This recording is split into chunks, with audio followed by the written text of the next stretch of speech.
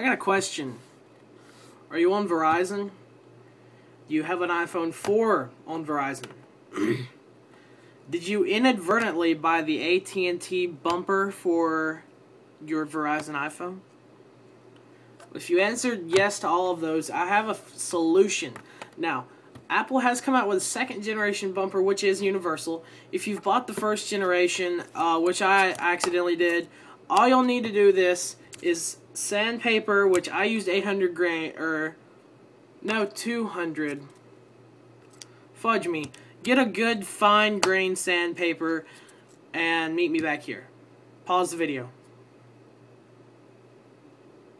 Okay, now that you've got that, what you're going to do is you're going to notice that on the Apple bumper there's, let me click on it, right there. There's a plastic within a plastic kind of deal, which I've already whittled down, but what you're going to do is you're going to take sandpaper and you're going to fit that through there. Take a very small piece, maybe some scissors. I just tore it by hand.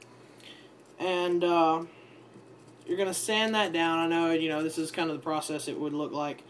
And you're going to mainly focus on the bottom. That's what's not working about it, is the mute button on us Verizon users is lower.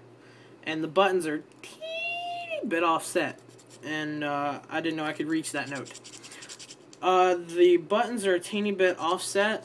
So what you're going to do is there's no need to fix the buttons. The button is actually on a rocker kind of thing, like a, So they're actually on a kind of rocker kind of thing to where there's not specific locations, which I think is great. So once you've sanded the bottom of the switch, the bottom of the plastic within a plastic switch, don't go past the outer plastic. If you have the bumper in your hand, you'll look and you'll see what I mean. You're kind of wondering, what's a plastic within a plastic? You're gay. But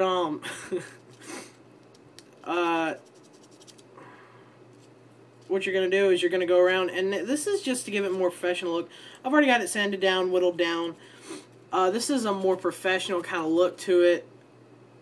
If you want to go around the inside and get all the plastic out, it is very tedious. You can work on it a little at a time. I don't give a crap.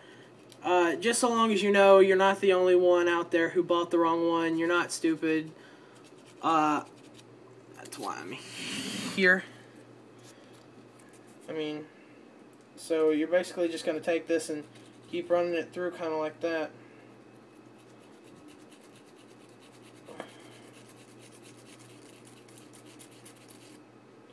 Just kind of get that professional kind of look, so you don't have this rugged, this jagged piece of crap that just looks awful.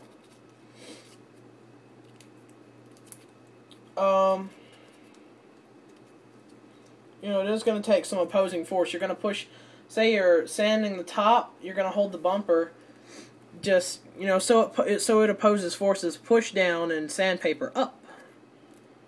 So once you get that, I've got a little jagged edge here I got to get rid of. Bear with me. Now I've used this piece of sandpaper for the entire bumper, so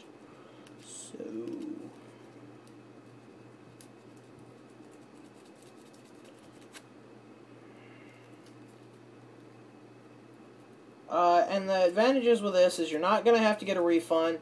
I got this off of Amazon, and it's the official Apple bumper. If you're going to buy the official Apple bumper, make sure when you go online, or when you go on Amazon, Amazon's the only one that I've ever heard of having this problem.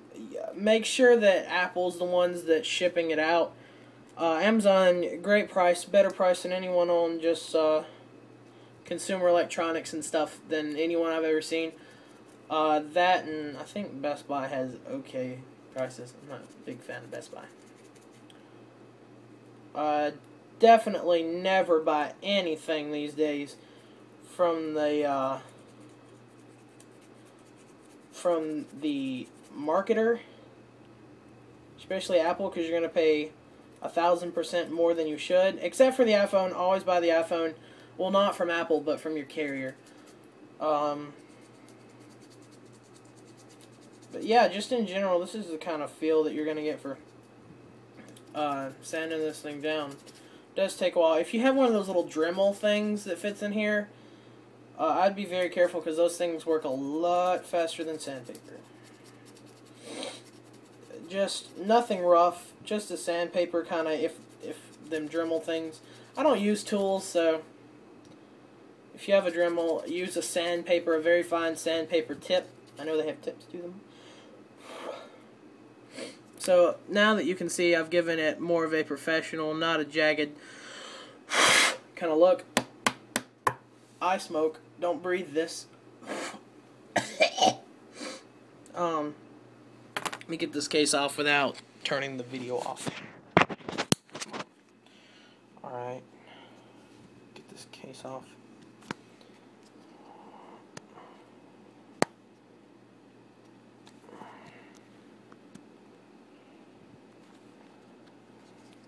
Come on. Friggin'. Looky. Your case came to bossing over.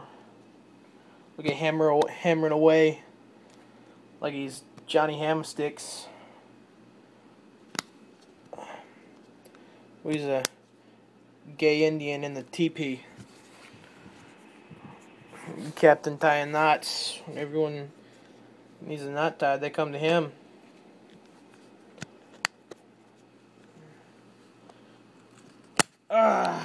Friggin' yay. Okay, got it out.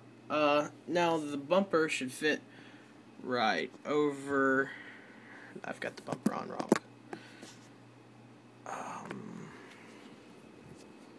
Don't know how I'm gonna do this without hitting the lock button, which will trigger the video to turn off. Don't hit the lock button. Don't hit the lock button. Okay, now adjust the. Click on me. Just the bumper. Get it nice and adjusted, and there we go. It's perfect bumper, perfect fit, which is what Apple should have done in the first place. No kickstand like I was using before, so it just sits straight up. So I'm having to hold it, but I don't see a problem in it. I had to get it out of this friggin' case, which is awesome. I love this case. Anyway, now that my hand is hurting from getting that off, it's my modded iPhone 4 bumper. Bye.